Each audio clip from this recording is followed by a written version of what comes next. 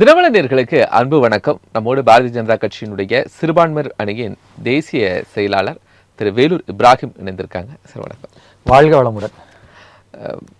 சமீபத்தில் ரொம்ப முக்கியமான விஷயம், சிறுபான்மையரில் இஸ்லாமியர்களுக்கு அளிக்கப்பட்டு வரக்கூடிய அந்த 3.5% இடஒதுக்கீடு, அது நீங்கள் தேவையில்லை அப்படின்னு ஒரு விஷயத்தை முன்வைக்கிறீங்க. எதனால்? 2024 தமிழக அரசு அன்றைக்கு திமுக ஆட்சியில் ஒரு ஜிஓ பாஸ் பண்ணுறாங்க.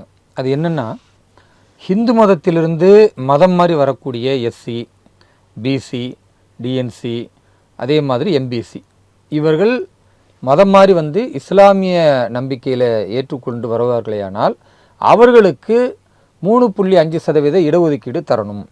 அது எப்படி தரணும்னா, இஸ்லாமியர்களுடைய 7 பிரிவுகள்னு இவங்க வச்சிருக்கிறாங்க. ராவுத்தர், லப்பை, மரக்கையார், தக்கானி இப்படின்னு 7 பிரிவு. இந்த 7 பிரிவுகளில் ஏதாவது ஒன்றில் அவர் தேர்ந்தெடுத்து கொள்ளலாம், தரணும் அப்படின்றது இடஒதுக்கீடு சம்பந்தமா. இந்த அரசு ஜிஓ போட்டதை இப்போ 2026 ஜூன் 25 மதுரையில் இருக்கிற உயர்நீதிமன்றத்தினுடைய நீதியரசர்கள் GR சுவாமிநாதன் அவர்கள், PV பாலாஜி அடங்கிய அமர்வு அவங்க ரத்து பண்றாங்க. இந்த ஜிஓ அரசியல் அமைப்புக்கு எதிரானது, அதனால நாங்க ரத்து பண்றோம். ஏன்னா ஒருவர் இந்து மதத்திலிருந்து இஸ்லாமிய நம்பிக்கைக்கு வராருன்னா அவர் வெறும் முஸ்லீமாக கருதப்படுவாரே தவிர, கடந்த காலத்தில் அவர் என்ன ஜாதியாக இருந்தாரோ அது மாதிரி இங்கே ஒரு ஜாதி கொடுக்கணும் என்பது கட்டாயம் கிடையாது. இஸ்லாமிய நம்பிக்கை அப்படி சொல்லலை.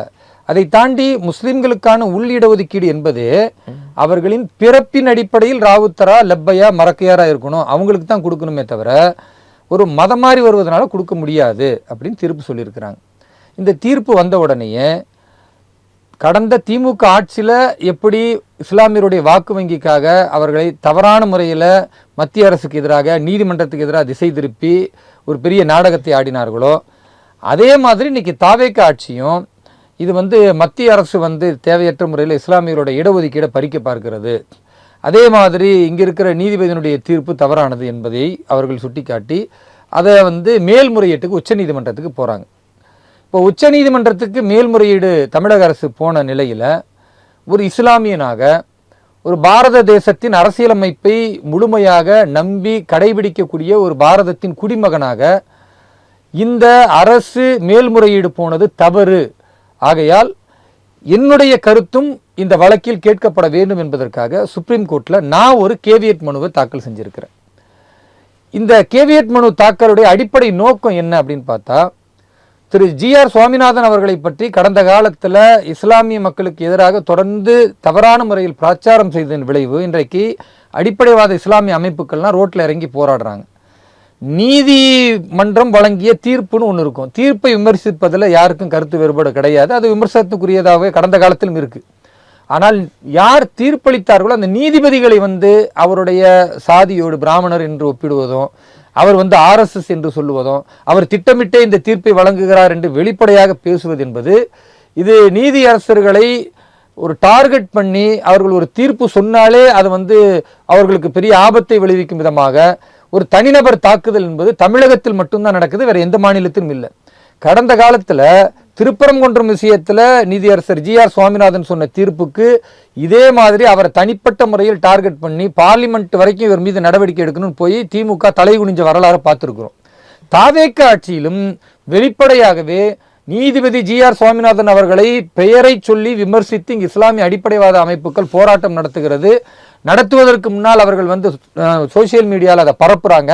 அவர்கள் மீது எந்த நடவடிக்கையும் இல்லாமல் வாய்ப்புத்தி வேடிக்கை பார்க்கிறது என்றால், அப்ப தாவேக அரசு திரு ஜோசப் விஜய் இஸ்லாமியர்களை தூண்டிவிட்டு வேடிக்கை பார்க்கிறாரா, அரசியல் வாக்கு வங்கிக்காக அவரும் இந்த கேவலமான செயலை செய்கிறாரா என்பதுதான் நம்முடைய கேள்வி.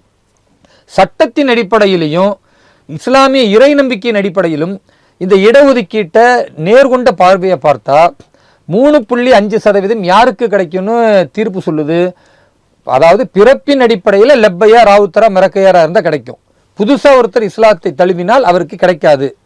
நான் என்ன கேள்வி எழுப்புறேன்னா, எங்களுடைய முன்னோர்கள் இஸ்லாமிய மதத்துக்கு வந்தாங்கல்ல, நீங்க மீனாட்சிபுரம் போன்ற மதமாற்றம் நடந்ததில்ல, அவங்களுக்கெல்லாம் என்ன சொல்லி மத மாற்றத்தை ஏற்படுத்தினார்கள், என்ன சொல்லி அவங்க இஸ்லாத்துக்கு வந்தாங்கன்னா, இஸ்லாத்தில் சாதி கிடையாது, இஸ்லாத்துல உயர்வு தாழ்வு கிடையாது, தொழுகையில எல்லாரும் தோளோடு தோள் ஒன்று நிற்கலாம், உணவு சாப்பிடும்போது இந்த சாதி வேறுபாடும் இல்லாம ஒரு தட்டுல 8 பேர் 10 பேர் ஒண்ணா உட்காந்து சாப்பிடலாம், அந்த மாதிரி எங்களிடத்தில் இருக்கிறது, திருக்குரான் அதை சொல்லி இருக்கு, நபிகள் நாயகம் அதை சொல்லி இருக்கிறாங்கன்னு சொல்லி தான் மதமாற்றத்தின் அடிப்படையில் நாங்கள்லாம் இஸ்லாமியரா இன்றைக்கு இருக்கிறோம். எங்கள்கிட்ட சமத்துவம் இருக்கு, சமூக நீதி இருக்குன்னு சொல்றோம். ஆனா இந்த 3.5% இடஒதுக்கீடு வாங்கணும்னா நான் பிறப்பின் அடிப்படையில் லப்பையாபோ ராவுத்தரோ ஏதோ ஒரு சாதியா இருக்கணும்னா அப்ப நான் எதுக்கு இதுக்கு வரணும்? இஸ்லாமிய மதத்துக்கு நான் இந்து மதத்திலே இருந்திருக்கலாமே, செட்டியாரா நாடாரா, அட குறைஞ்சபட்சம் தலித்தா இருந்த இந்த 3.5 விட 18% இடஒதுக்கீடு எனக்கு கிடைக்கும்ல, எனக்கு லாபம் தானே. நான் அதையெல்லாம் விட்டுட்டு வர்றதுக்கு காரணம் இடஒதுக்கீடை விட எனக்கு சமூக நீதி முக்கியம், சமத்துவம் முக்கியம், சகோதரத்துவம் முக்கியம், என்னை மனுஷனா பார்க்கணும், என்னை தாழ்த்தப்பட்டவனா கருதக்கூடாது, அதுக்கு இஸ்லாம் தீர்வு சொல்லுதுன்னு முன்னோர்கள் சொன்னாங்கன்னு வந்துட்டோம். ஆனா இன்னைக்கு சாதியின் அடிப்படையில் இருந்தாதான் 3.5 கிடைக்கணும்னா இந்த 3.5 இஸ்லாமிய இறை நம்பிக்கைக்கு எதிரானது. இவ்வளவு காலம் நீங்க எதை சொல்லி மதமாற்றம் இஸ்லாமியர்கள் செய்தார்களோ அந்த வார்த்தைக்கு எதிரானது. அப்போ மதத்தின் அடிப்படையில் கொடுத்தா அரசியலமைப்பின் அடிப்படையில் இடஒதுக்கீடு இல்லை என்பதற்காக ஒரு போலியா இஸ்லாமியரோட சாதிக்குள்ள சிக்க வைத்து அதன் அடிப்படையில் இடஒதுக்கீடு கொடுக்கலாம் அப்படின்ற தீர்ப்பையும் ஏற்றுக்கொள்ள முடியாது. முஸ்லீம்களுக்கு சாதியின் அடிப்படையில் 3.5 கொடுப்பார்களே ஆனால் அது எங்களுக்கு தேவையில்லை, அதை ரத்து செய்யணும். தமிழக அரசுக்கு நான் ஒரு கோரிக்கை மனுவை அதே மதுரையில் மாவட்ட ஆட்சியர் இடத்தில் கொடுக்குறேன். கொடுத்துட்டு ஊடகங்களுக்கு இவ்வளவு தெளிவாகவும் நான் சொல்றேன்.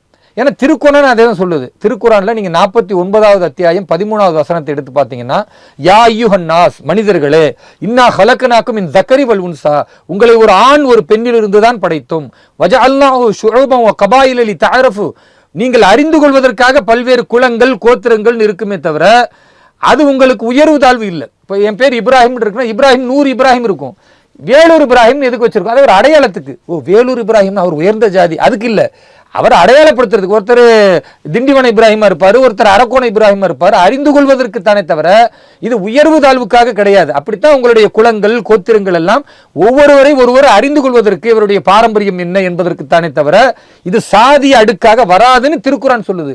இன்ன அக்கரமக்கம் இந்தல்லாஹி அத்துக்காக்கும், உங்களிடத்தில் உயர்வு தாழ்வு கற்பிக்கப்பட வேண்டும் என்றால் ஒருத்தர் ஒழுக்கமாக நேர்மையாக மக்களுக்கு யார் நலன் செய்கிறாரோ அவர் உங்களில் உயர்ந்தவர். அப்ப உயர்ந்தவர் என்பதற்கு அளவுகோல கடவுள் பக்தியோட யார் நல்லது செய்கிறாரோ அவர் உயர்ந்தவர், கடவுள் பக்தியே இல்லாம காட்டுமிராண்டி எவன் அலைகிறானோ அவன் தாழ்ந்தவன். இப்படி வேணா வகைப்படுத்தலாமே தவிர பிறப்பின் அடிப்படையில் வகைப்படுத்த கூடாதுன்னு திருக்குறான் சொல்லுது. நபிகள் நாயகம் தங்களுடைய இறுதி ஹஜ்ஜில் சொல்றாங்க, மக்களை எல்லாம் தோழர்களை பார்த்து சொல்றாங்க, இன்றைய தினத்தில் நான் ஒரு அறிவிப்பு செய்யறேன், அது வாழ்க்கையின் மிக முக்கியமானதுன்னு சொல்லி இந்த நாளில் இருந்து நான் சொல்றது என்னன்னா, ஏதாவது அரபி மொழி பேசக்கூடியவன் அரபி மொழி பேசாதவனை விட சிறந்தவன் கிடையாது, அரபி மொழி பேசாதவன் அரபி மொழி பேசுறவனை விட சிறந்தவன் கிடையாது, வெள்ளையன் கருப்பனை விட சிறந்தவன் கிடையாது, கருப்பன் வெள்ளையனை விட சிறந்தது கிடையாது. இனத்தால் மொழியால் நிறத்தால் ஒருவருக்கொருவர் உயர்வு தாழ்வு கற்பிக்க கூடாது அப்படின்னு நபிகள் நாயகம் தன்னுடைய இறுதி ஹஜ்ஜில் இறுதி பேருரையின் இஸ்லாம் சொல்ற மிகச்சிறந்த ஒரு பேருரையில அவர் உரையாற்றி இருக்கிறார். இது அத்தனைக்கும் மாறா நான் பிறப்பால் லப்பை, நான் பிறப்பால் ராவுத்தர் என்ற சாதியின் அடிப்படையில் தான் எனக்கு இடஒதுக்கீடு கொடுப்பேன்னா இந்த இடஒதுக்கீடு என்பது எங்களுடைய மதத்தை, எங்களுடைய நம்பிக்கையை, எங்களுடைய ஆன்மீக பற்றை சிதைக்கிறது. அப்ப இங்க இருக்கிற சில இஸ்லாமிய அமைப்புகள் இடஒதுக்கீட்டுக்கு எங்களை சாதிக்குள்ள நுழைக்கணும்னா இது தவறா இல்லையா?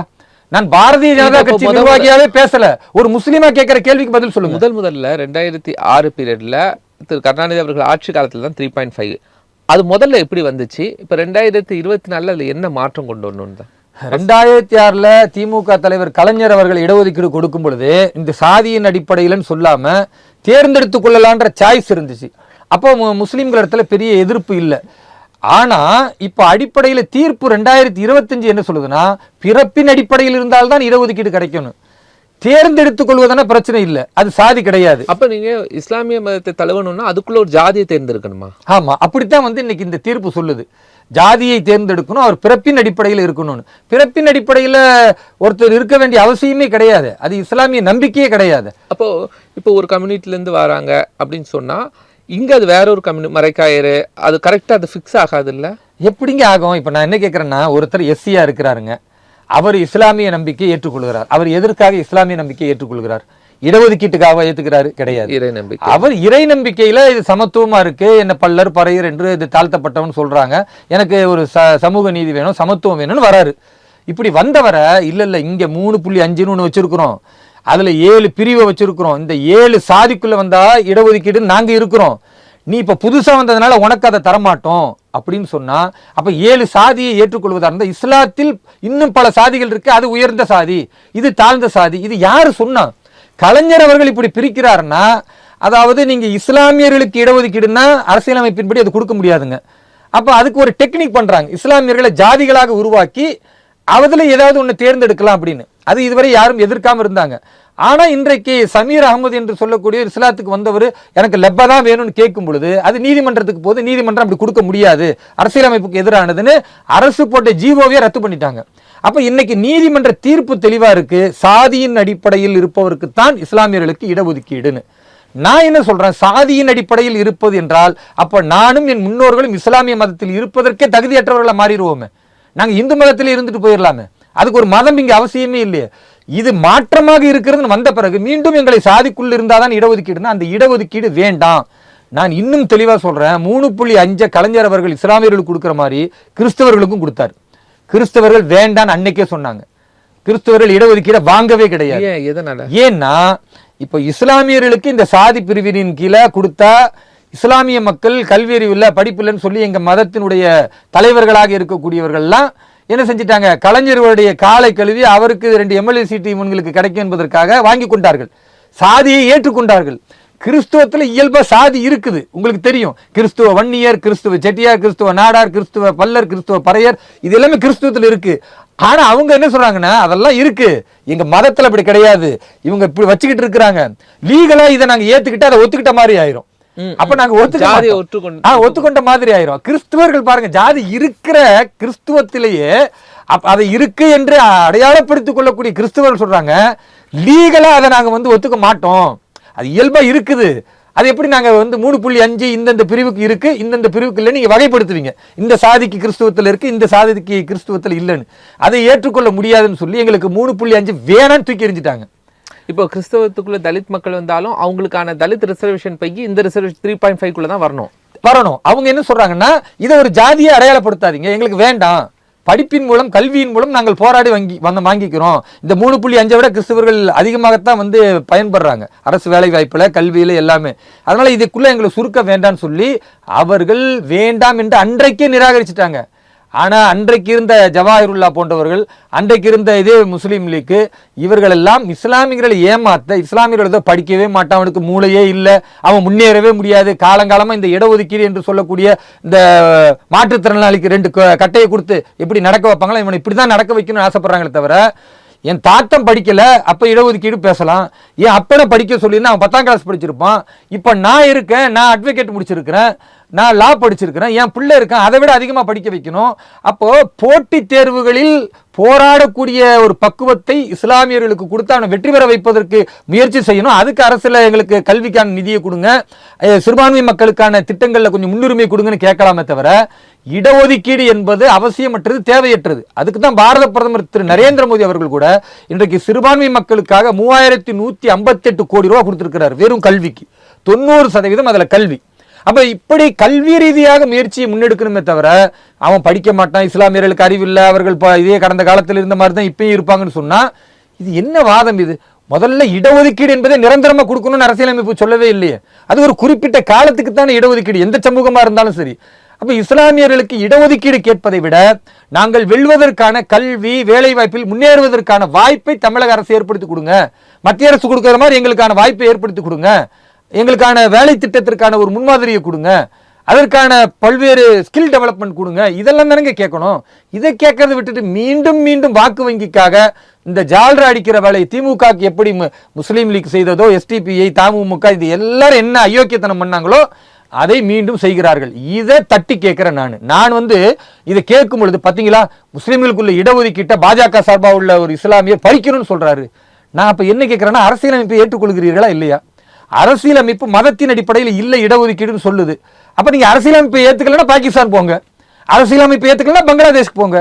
இந்த அரசியலமைப்பு தான் நாங்கள் ஏற்றுக்கொள்வோம், இதுதான் எங்களுடைய வேதத்திற்கு இணையானது அப்படிதான் சொல்லணும். வேதம் என்பது கடவுள் நம்பிக்கைங்க, அது பள்ளிவாசல்ல படிக்க வேண்டியதுங்க. நான் மக்களோடு பழகுவதற்கும் சட்டத்தின் அடிப்படையில் எனக்கு உரிமை வேணும்னா அப்ப நான் எதை தான் வேதம் அடிப்படையில் ஏற்றுக்கொள்ள முடியும்? என்னுடைய அரசியலமைப்பு தான் ஏற்றுக்கொள்ள முடியும். அந்த அரசியலமைப்பின் அடிப்படையில் நான் ஏமாற்ற முடியாதுல்ல. இதுல ஒண்ணு இருக்குது, ஆனா இதுல டெக்னிக்கா நான் சாதின்னு உள்ள நுழைச்சுக்குவேன்னா மதத்துல இப்படி இல்லையப்பா, இந்த உண்மையை கேட்டா இதுக்கு வந்து பாஜக கலர் பூசுவாங்களா, இதுக்கு வந்து RSS கலர் பூசுவாங்களா, இதுக்கு வந்து பாசிசம் கலர் பூசுவீங்களா? நான் இந்த அயோக்கியத்தனத்தை தான் தப்புன்னு சொல்றேன். அதனால் விவாதத்திற்கு பொறுவாங்க.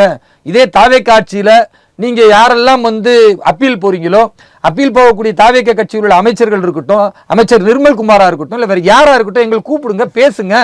நீங்களாக இதே மாதிரி முஸ்லீம்களுக்கு நல்லது செய்யறோம்னு எங்க மதத்தை இழிவுபடுத்துற வேலையை செய்தா அதை எப்படி என்னால் பொறுத்து கொள்ள முடியும்? அதனால சுப்ரீம் கோர்ட்ல நான் கேவியட் போட்டேன். இப்போ இந்த கேவியட் நீங்க போட்டிருக்கீங்க சார். இப்போ தமிழ்நாடு அரசுல என்ன நிலைப்பாடு எடுக்கிறாங்க? தமிழக அரசு என்ன சொல்றாங்கன்னா 2024 என்ன ஜிஓவோ அதை ஃபாலோ பண்ணுவோம், அதை அப்படியே ஃபாலோ பண்ணணும்னு சொல்றாங்க.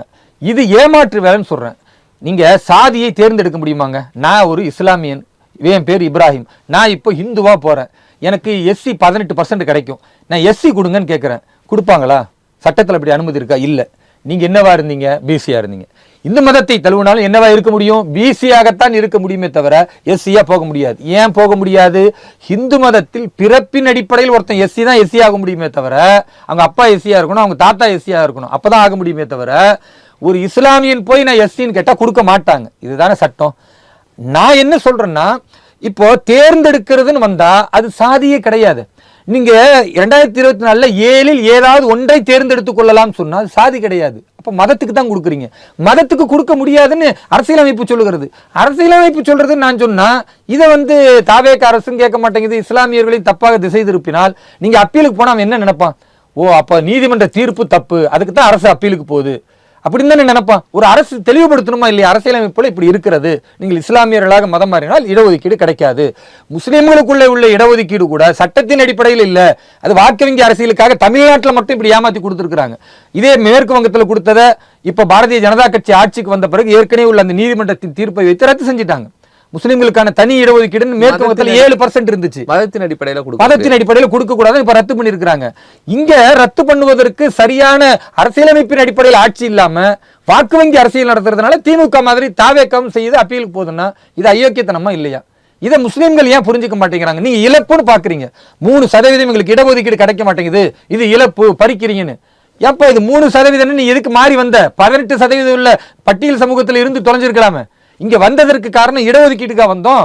சமத்துவம், சகோதரத்துவம், ஈக்குவாலிட்டி, இதுக்கு தானே இங்க வந்தோம். வந்துட்டு மறுபடியும் எனக்கு அந்த சாதி இடஒதுக்கீடு வேணும்னு கேட்கறது, முஸ்லிம்களை பார்த்து கேட்கறது எந்த விதத்தில் நியாயம்? அதனால நான் ரொம்ப தெளிவா சொல்றேன், இதை பொறுத்தவரை அரசும் தவறாக முன்னிறுத்துகிறது. அரசியல் கட்சியில வாக்கு வங்கிக்காக 2-3 MLA சீட்டுக்காக அடிப்படைவாதத்தை, பயங்கரவாதத்தை ஊக்குவிக்கிற STPA இருக்கட்டும், தமுமுக இருக்கட்டும், இல்ல இந்த TNDG, இந்த அமைப்புகள் எல்லாம் இன்றைக்கு போராடுகிறார்கள். முஸ்லிம்களை தேவையில்லாம பதட்டத்துக்குள்ளாக்குறார்கள். இதை பேசியதற்காக தொடர்ந்து கடந்த 4 நாட்களாக கொலை மிரட்டல் வருது, தொலைபேசியில மிரட்டுறான், பொது சமூக வலைதளத்தில் ஒன்று வெட்டுவன்றான், கொல்லுவன்றான். வெளிப்படையாக இவ்வளவு நடக்குது. காவல்துறையில போய் கம்ப்ளைண்ட் கொடுத்தா கூட காவல்துறையில் ஒரு CSR கொடுக்க மாட்டேங்கிறாங்க. ஒரு 3-4 நாளா காவல்துறையில் இப்படி எங்கேயாச்சும் கொடுமை நடக்குமா? ஒரு புகார் மனு கொடுத்த உடனே என்ன செய்யணும்? புகாரை பெற்றுக்கொண்டதுக்கு அக்னாலஜ்மெண்ட் கொடுக்கணும். அதை கூட தர மறுக்கிறார்கள். இது DMK விட மோசமா இருக்கு. DMKல குறைஞ்சபட்சம் ஒரு அக்னாலஜ்மெண்டாவது கிடைக்கும். தாவே காட்சியில அதுக்கு 4 நாள் காத்திருக்கணும், அதற்கு போராடணும், அதற்கு எங்களுடைய நியாயங்களை சொல்லணும். அப்போ இவ்வளவு கடுமையாக எனக்கு உயிருக்கு அச்சுறுத்தல் உள்ள சூழலை இங்க உள்ள அடிப்படைவாத பயங்கரவாதிகள் சக்தி செய்யறாங்கன்னா, எனக்கு நாளைக்கு ஏதாவது ஒரு உயிருக்கு ஆபத்துனா தாவேக அரசு தானே பொறுப்பு இருக்கணும். நீங்க எல்லாத்தையும் வந்து நீதி செலுத்துவன்னு சொல்றீங்க. ஒரு குடிமகனாக நான் என்னுடைய ஜனநாயக கடமையை பேசும்பொழுது அரசியலமைப்பை காப்பாற்றுவதற்காக இஸ்லாமிய சமூகத்தை தவறாக வழிநடத்தக்கூடியவரிடத்திலிருந்து அவர்களுக்கு தேசிய உணர்வையும் நேர்மை பார்வையும் கொண்டு வரணும்னு சொன்னா என்னையே ஒருத்தன் கொல்லுவேன்னு ஒருத்தன் சொன்ன பரவாயில்லைங்க. அவ்வளவு டாக்குமெண்ட் போய் கொடுத்தா கூட இந்த அரசு வேடிக்கை பார்க்கிறது, எந்த பாதுகாப்புக்கும் எந்த ஒரு உத்தரவாதமும் இல்லை அப்படின்னா இது மோசமான முன்னுதாரணமா இருக்கும். நாளைக்கு அரசியலமைப்பை பேசுவதற்கு எந்த இஸ்லாமியரும் முன்வரத்துக்கு தயங்குவாங்க. அதனால் தமிழக அரசு உடனடியாக இதன் மீது நடவடிக்கை எடுக்கணும்.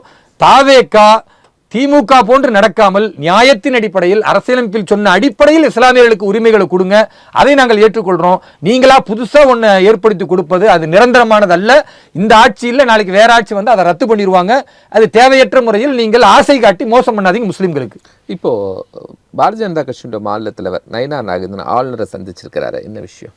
பல்வேறு விஷயங்களை சுட்டிக்காட்டி இருக்கிறாங்க. ஒன்று, ஒரு அமைச்சராக இருக்கக்கூடியவர், உயர்கல்வித்துறை அமைச்சர், மாணவிகளிடத்தில் அவர் நடந்து கொண்ட விதம் என்பது அது தவறான முறையில் தமிழக மக்கள் கொதித்து போய் இருக்கிறார்கள். ஒரு மாணவியின் காலை பிடிப்பது, அது வந்து அவரே பின்னால் என்ன சொல்றாரு, நான் வருத்தப்படுறேன்றாரு. அப்ப அவரே வருத்தப்படக்கூடிய அளவிற்கு எதிர்ப்பு வந்திருக்கிறது. இப்ப ஆளுநர்கிட்ட சந்திக்கிற வேற முக்கியமான விஷயம் அதுவும் இருக்கிறது. அதாவது நான் ஒண்ணுதான் சொல்றேன். அப்போ ஒரு உயர்கல்வித்துறையினுடைய அமைச்சர் கூட இந்த லெவல்ல தான் இருக்கிறாங்கன்னா இது ஒரு பெரிய சர்ச்சையாக இருக்கிறது ஒண்ணு. இரண்டாவது, இந்த ஆட்சி வந்த பிறகு சட்டம் ஒழுங்கு பெரிய அளவுக்கு சீரழிந்து போயிருக்கிறது. திமுக ஆட்சிக்கு மாற்றம் என்று தான் மக்கள் தேர்ந்தெடுத்தாங்க. ஆனால் இன்றைக்கும் பாலியல் வன்முறைகள் என்பது இந்த 40-50 நாட்களுக்குள்ளேயே 28 குழந்தைகள் பாலியல் வன்முறைக்கு ஆளாயிருக்காங்க, 18 வயசுக்குள்ள உள்ளவர்கள். அப்ப எவ்வளவு பெரிய கொடுமை இது. எங்கு பார்த்தாலும் போதைப் பொருளை கட்டுப்படுத்த முடியல. சிங்கப்பெண் சிறப்பு படைன்னு வச்சிருக்கிறீங்க, அவர்களுக்கு ஆயுதம் இல்லை, அவர்கள் வழக்கு போட முடியாது, அவர்கள் நடவடிக்கை எடுக்க முடியாது. சும்மா ரோந்து போற போலீசார் மாதிரி கலர் ட்ரெஸ் கொடுத்து நீங்க வந்து ரோந்து போலீஸ் ஆக்கி வச்சுட்டு இதுல என்ன கிடைக்க போகுது? அப்ப சட்டத்தின் அடிப்படையில் நடவடிக்கை எடுப்பதற்கு என்ன செய்ய போகிறீர்கள் என்று கேள்வி கேட்டோம். அதற்காக பாரதிய ஜனதா கட்சி முதல்ல நாங்கள் களத்தில் இறங்கி போராடணும், சென்னையில் போராடணும், பாலியல் வன்முறைக்கு ஆளானவர்களுக்கான இந்த பாதுகாப்பு கேள்விக்குறியாவதுன்னு சொன்னோம். அப்பயும் இந்த அரசு கேள்வியே கேட்கல. வேற வழி இல்லை என்பதற்காக நாங்கள் ஆளுநரிடத்தில் போய் தொடர்ந்து நடக்கக்கூடிய இந்த பாலியல் வன்முறைகள், போதைப் பொருள் கலாச்சாரம், அமைச்சர்களே அத்துமீறுவது, அமைச்சர்களே ஒயிட் பவுடரை தேய்க்கிறான்னு சொல்றாங்க. இது ஒயிட் பவுடரா போதை பவுடரா, இது என்னன்றதை காவல்துறை விசாரிக்கணும், நடவடிக்கை எடுக்கணும்னு அது ஒரு பக்கம் மௌனம் காக்கிறார்கள். இப்படி பல விஷயங்கள் அரசின் அமைச்சர்களும் தவறு செய்கிறார்கள், அரசு அதிகாரிகள் தவறு செய்கிறார்கள், குற்றங்கள் பெருக்கெடுத்து போகிறது. அப்ப இதுக்கு ஒரு கடிவாளம் போடணும் அப்படின்னா முறையாக ஆளுநரிடத்தில் நாங்கள் சென்று அதற்கான மனுவை கொடுக்கிறோம். ஆளுநர் அரசிடத்தில் கேள்வி கேட்பார் என்கிற நம்பிக்கை இருக்கிறது. பாரதிய ஜனதா கட்சி கடந்த காலத்திலும் இதே போன்று ஜனநாயகத்தின் அடிப்படையில் செய்திருக்கிறோம். அதனால் எங்களுடைய மாநில தலைவர் திரு நயினார் நாகேந்திரன் அவர்கள் ஆளுநரை பார்த்து இது போன்ற விஷயங்களை சொல்லியிருக்கிறார். நன்றி சார், நிறைய தகவல்களை பகிர்ந்து கொண்டிருக்கீங்க. மிக்க மகிழ்ச்சி. நன்றி, வாழ்த்துக்கள். நேயர்களே, மற்றும் ஒரு நிகழ்ச்சி சந்திக்கலாம். நன்றி.